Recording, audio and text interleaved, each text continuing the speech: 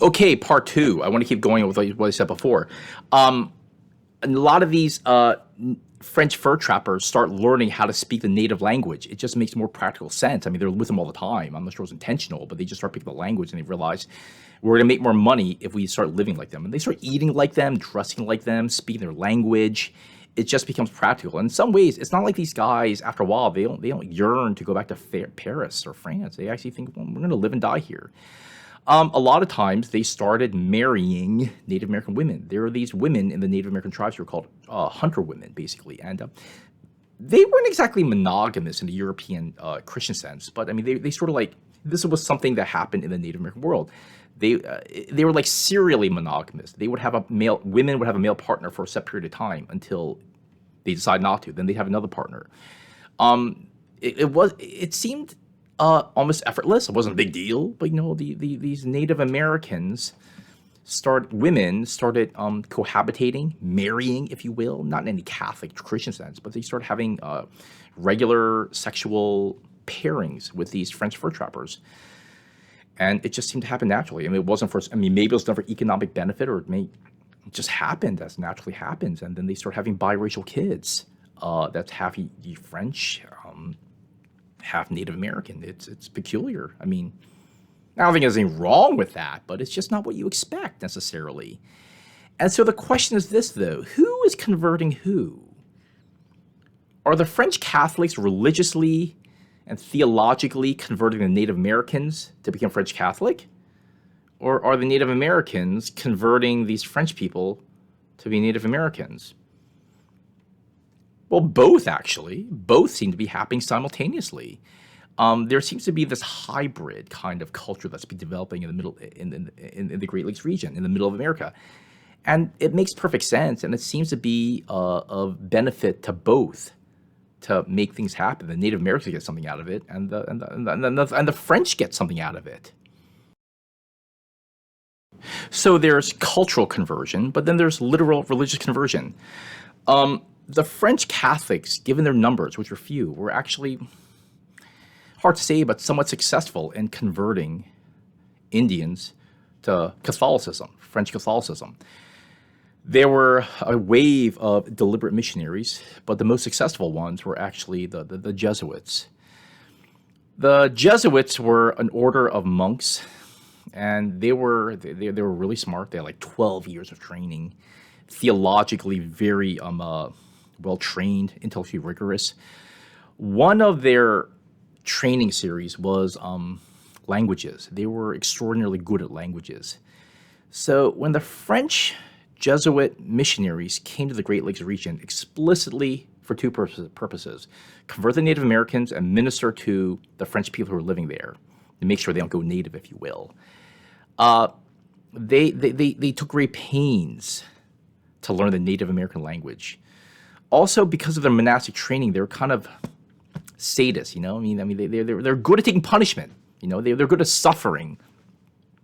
We'll get to the detail. You can learn more about the details in the Axel books, which I'd recommend. But I mean, the point is that they're actually relatively surprisingly good evangelists. There's something about, I think, Catholicism, which Axel points out, and Jesuits, which make them actually amenable to ministering to the Native Americans effectively.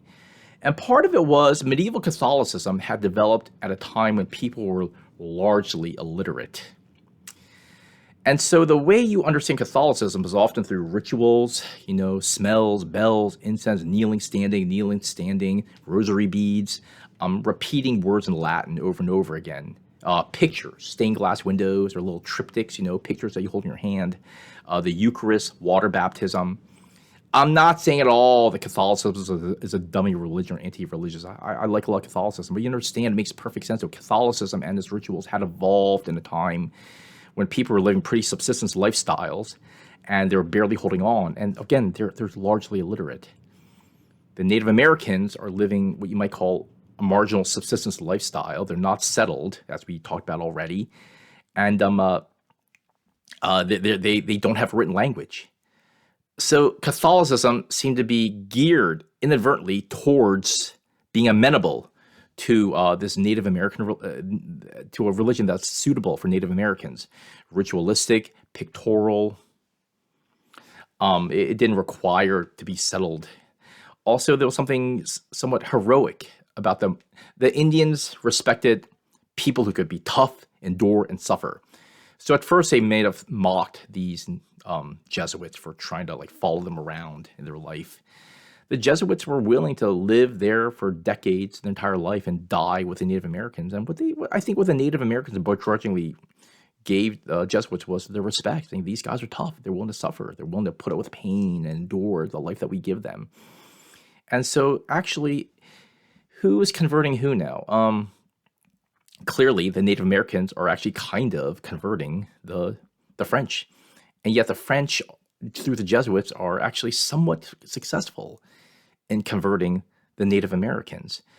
And again, what's going on in the French Great Lakes region is what a historian named Richard White has called the middle ground.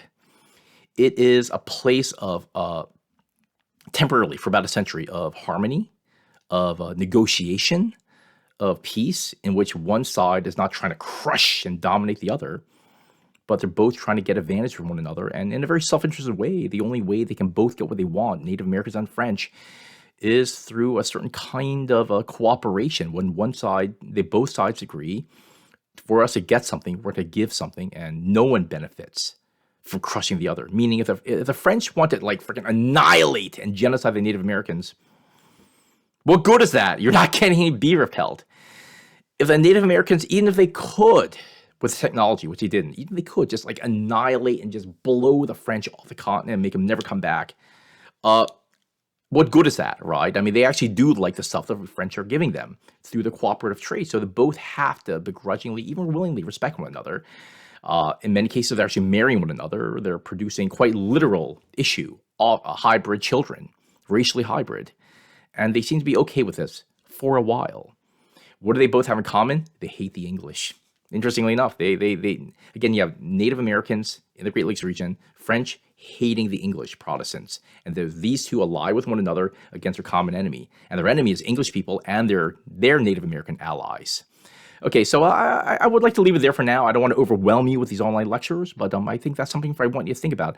I'm not covering all the details. I mean, I expect you to read that stuff in Axel and the readings we're giving. I just want to use these sorts of lectures to give you a frame of how to understand what's going on and put it and highlight, I think, the big theme that I think that's most important in our discussions and our understanding of what's going on in this world.